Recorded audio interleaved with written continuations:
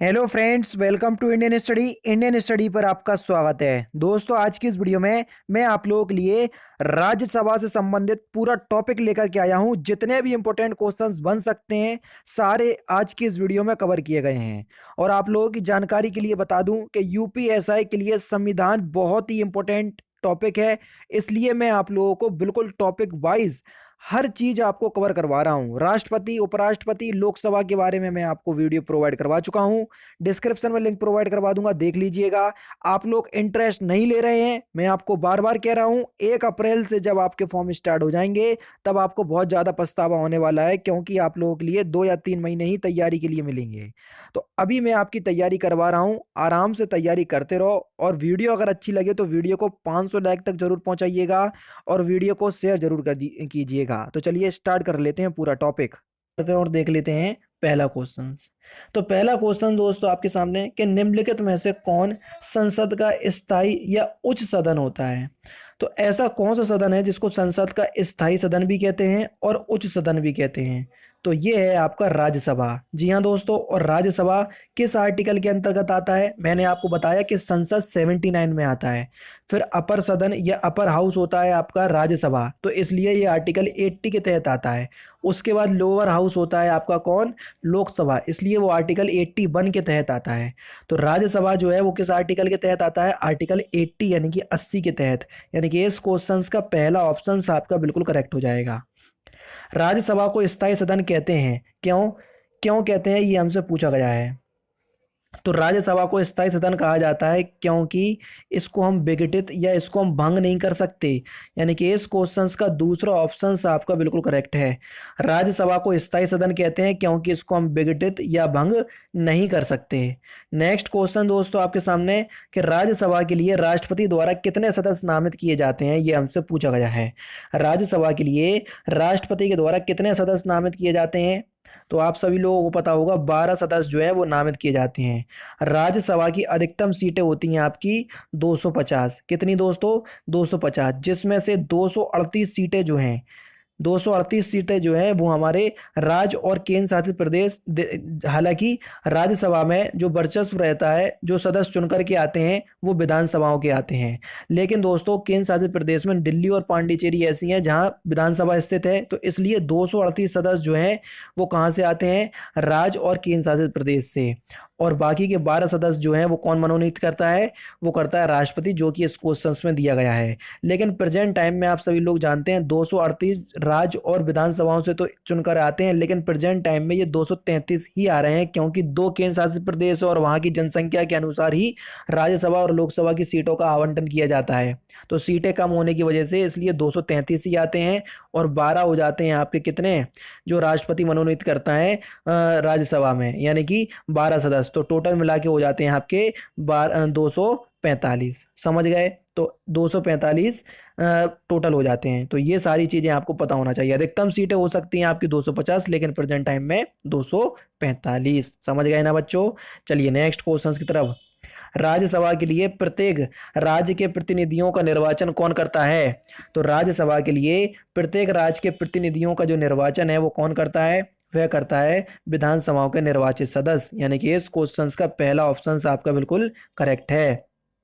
Next question, Rajya Sabha में राज्यों का प्रतिनिधित्व किस बात पर निर्भर करता है। जल्दी बताओ। अभी हाल ही मैंने आपको बताया, चाहे आप राज्यसभा की बात करें चाहे लोकसभा की बात करें, तो राज्यों का जो प्रतिनिधित्व होगा वो केवल और केवल राज्य की जनसंख्या पर ही डिपेंड करेगा। यही कारण है कि हमारे देश का सबसे बड़ा जनसंख्या का राज्य है कौन, उत्तर प्रदेश। इसलिए उत्तर प्रदेश लोकसभा में भी सबसे ज्यादा सीटें रखता है 80, और राज्यसभा की भी सबसे ज्यादा सीटें रखता है 31, जबकि विधानसभा और विधान परिषद में भी सबसे ज्यादा सीटें उत्तर प्रदेश ही रखता है। तो आपका जो सही आंसर हो जाएगा वह हो जाएगा आपका राज्य की जनसंख्या। दूसरा ऑप्शन बिल्कुल सही हो जाएगा। नेक्स्ट क्वेश्चन, राज्यसभा में किस राज्य के प्रतिनिधियों की संख्या सर्वाधिक है। अभी हाल ही मैंने आपको बताया राज्यसभा में किस राज्य के प्रतिनिधियों की संख्या सर्वाधिक है, तो आपका सही आंसर है उत्तर प्रदेश। कितनी, 31 सीटें हैं उत्तर प्रदेश में राज्यसभा की। चलिए नेक्स्ट क्वेश्चन की तरफ बढ़ते हैं। राज्यसभा के चुनाव हेतु अभ्यर्थी की आयु कम से कम कितनी होनी चाहिए। अगर आप राज्यसभा का चुनाव लड़ना चाहते हैं तो आपकी जो एज है, आयु है, वो 30 वर्ष होनी चाहिए। कितनी दोस्तों? 30 वर्ष होनी चाहिए, यानी कि तीसरा ऑप्शन आपका बिल्कुल करेक्ट है। अच्छा देखो, आप लोग कई बार इसे भूल जाते हैं, संसद के कितने सदन होते हैं, जल्दी बताओ। लोकसभा, राज्यसभा और राष्ट्रपति यानी कि प्रेसिडेंट। अब देखना, अगर आपको लोकसभा का मेंबर बनने हैं तो आयु 25 साल होनी चाहिए, राज्यसभा का मेंबर बनने हैं तो आयु 30 साल होनी चाहिए, अगर आपको प्रेसिडेंट बनना है तो एज आपकी 35 होना चाहिए।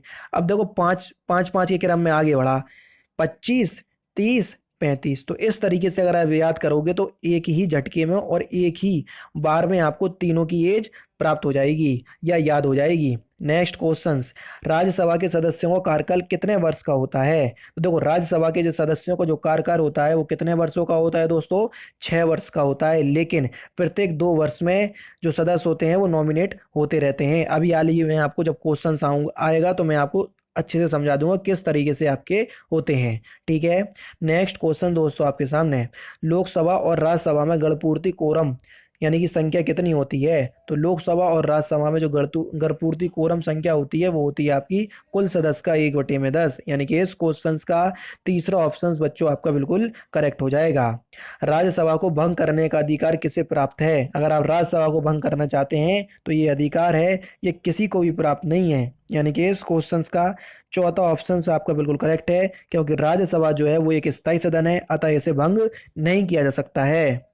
नेक्स्ट क्वेश्चंस, राज्यसभा का सभापति कौन होता है? तो राज्यसभा का जो सभापति है वो उपराष्ट्रपति होता है, और यह अनुच्छेद कौन से में कहा गया है? अनुच्छेद 64 में कहा गया है कि राज्यसभा का सभापति भारत का उपराष्ट्रपति होगा, जबकि राष्ट्रपति के लिए अनुच्छेद 63 है। समझ गए? जब मैंने आपको उपराष्ट्रपति के बारे में पढ़ाया था तब मैंने आपको बताया था। तो राज्यसभा का सभापति कौन होता है? उपराष्ट्रपति होता है, ठीक है।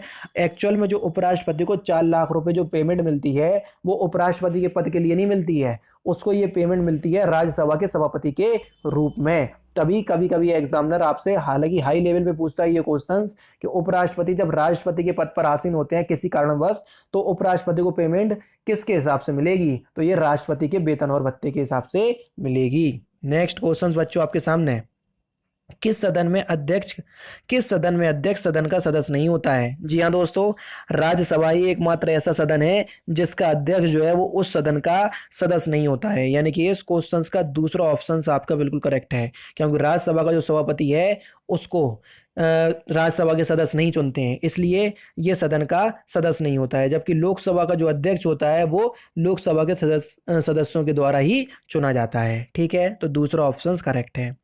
राज्यसभा का सभापति कौन होता है? अभी हाल ही मैंने आपको बताया, राज्यसभा का सभापति किसके द्वारा चुना जाता है? हालांकि ये है, तो राज्यसभा का जो सभापति है लोकसभा राज्यसभा की सदस्य द्वारा संयुक्त रूप से चुना जाता है और सभी सदस्यों के द्वारा। तीसरा ऑप्शन आपका बिल्कुल करेक्ट है। निम्नलिखित में से किसकी अध्यक्षता असदस्य द्वारा दी जाती है? यानी कि किसकी अध्यक्षता जो है वो असदस्य यानी कि उस सभा का सदस्य नहीं होना। तो अभी हाल ही मैंने आपको बताया वह आपका राज्यसभा, जो कि अध्यक्षता उपराष्ट्रपति करता है। नेक्स्ट क्वेश्चन, राज्यसभा के संबंध में निम्नलिखित में से कौन सा कथन सही है? इसकी 1/3 सदस्य प्रति 2 वर्ष में अवकाश प्राप्त करते हैं, हो सकता है ये सही हो। इसके आधे सदस्य 2 वर्ष में अवकाश प्राप्त करते हैं, हो सकता है ये सही हो। या इसके आधे सदस्य प्रति 2 वर्ष में अवकाश प्राप्त करते हैं वही, या 3 वर्ष में। देखो, इसके 1/3 सदस्य जो हैं प्रत्येक 2 वर्ष में अवकाश प्राप्त करते हैं। अब आप सोच रहे होगे सर आपने तो बोला कि राज्यसभा के जो सदस्य होते हैं उनका कार्यकाल 6 वर्ष होता है, लेकिन प्रति 2 वर्ष में अवकाश प्राप्त कैसे कर रहे हैं? देखो, उसके लिए मुझे आपको समझाना पड़ेगा, ठीक है। तो देखो ना, समझाने के लिए थोड़ी जगह ढूंढ लें हम। हाँ देखो, इस वाले क्वेश्चन में जगह है। जैसे कि सपोज करो अभी क्या चल रहा है, 2019, ठीक है, 2013 से लो, 2013, 2015, ठीक है, 2017 और इसी प्रकार से 2019, ठीक है।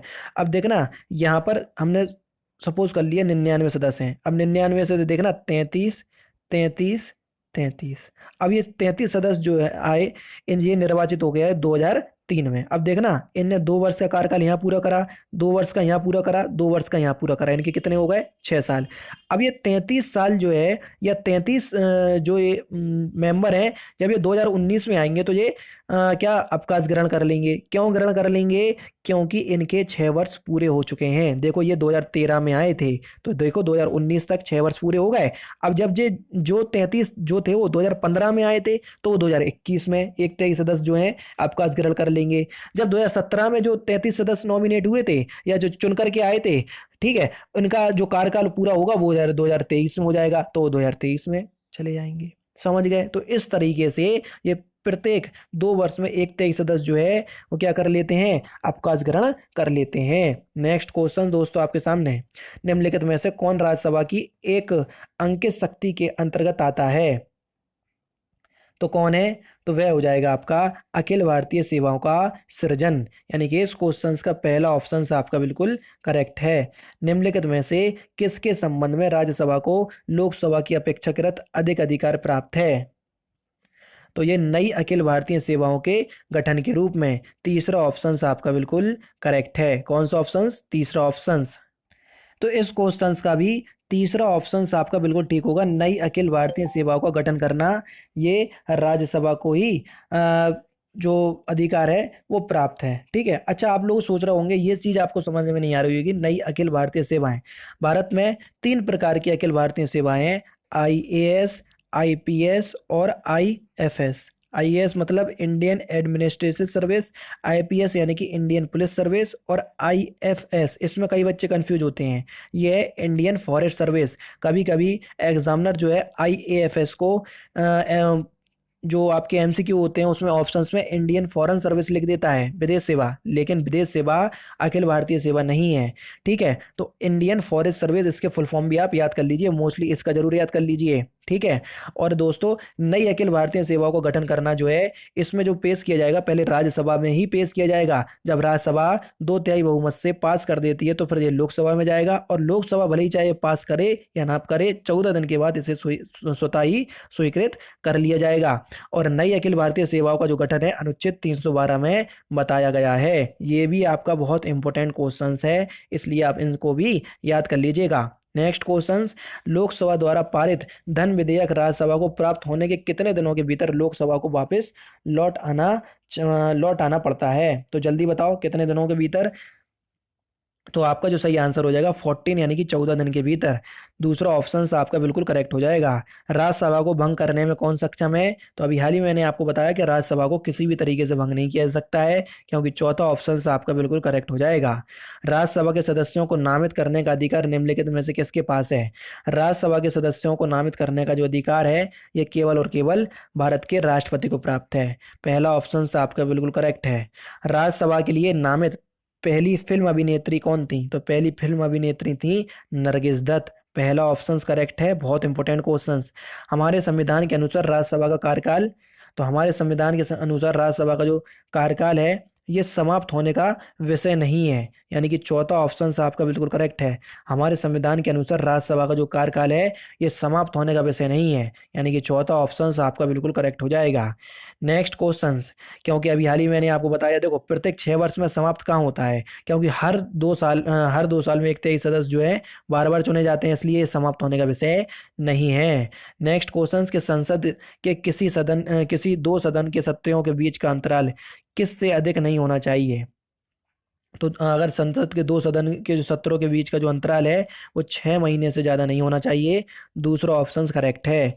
निम्नलिखित में से कौन सदन के बिना सदस्य हुए अध्यक्ष के रूप में कार्य करता है? तो अभी हाल ही मैंने आपको बताया, भारत का उपराष्ट्रपति ये राज्यसभा का सदस्य नहीं होता है, लेकिन उसके बाद भी ये राज्यसभा का सभापति होता है।